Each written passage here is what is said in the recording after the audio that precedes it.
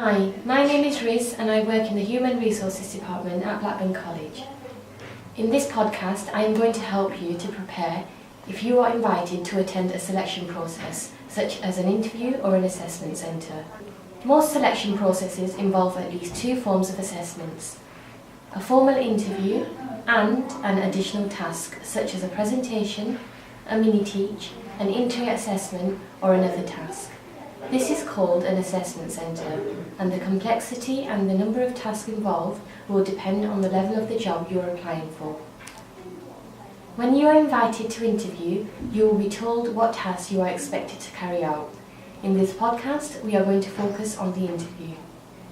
In this previous podcast on the application process, you were introduced to the job description and the person specification, and their role in the recruitment and selection process. Just to remind you, the job description identifies the key roles and responsibilities of the job, and the person specification identifies the qualifications, skills and experience needed to do the job.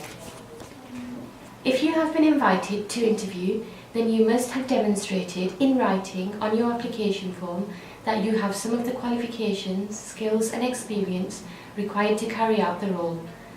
But now you need to demonstrate this at interview. If you are invited to interview, it is very important that you are prepared. Make sure you know where you need to be. If you are driving, consider where you are going to park and make sure that you arrive on time. Ensure that you dress appropriately and maintain a friendly manner throughout the process. Remember, you are being observed even in formal situations. Before the interview, you will need to do some research. The amount of research will depend on the level of the job you are applying for. Research can be such as find out as much as you can about the organisation and the role. Look into what is currently happening in the sector or the subject and consider any future developments. Make sure you are able to talk confidently about what you have researched and have an opinion. However, do not regurgitate everything that you know. You may be able to use notes during the interview, but this will be up to the panel on the day. If you do take notes, remember, do not read from them. They should be used as a prompt or a reminder. Before your interview, refamiliarise yourself with the information you have provided in your application and review the job description and person specification.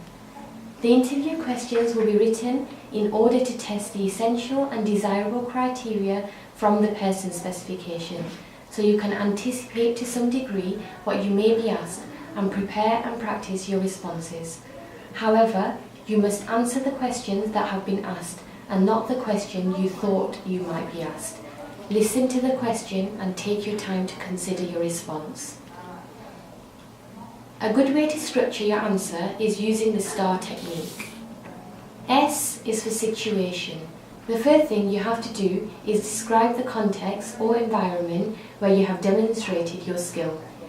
It is better if you can reply in a work context, but if not, consider any hobbies that you have or any skills you may use in another setting, such as university, voluntary work, personal experience, hobbies, etc., or anywhere or anything that allows you to provide enough detail to impress the panel. This is the start of your answer, and it should be short, sharp and succinct. For example, when I worked at Blackburn College. T is for task.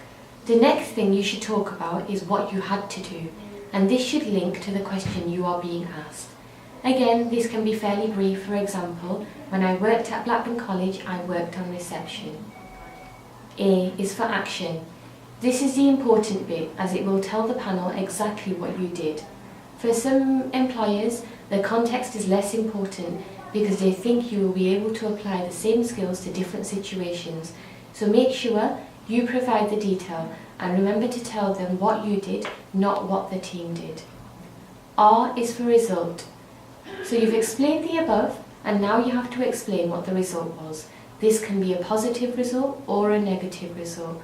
If it is a negative result, remember to explain what you learned and what you would do differently next time. Again, you can be brief and to the point. Putting all these elements together produces a detailed story which allows the panel to build a picture of your capabilities. Please know, as a large and diverse employer, we welcome applications from all members of the community and we actively encourage applicants from a diverse background.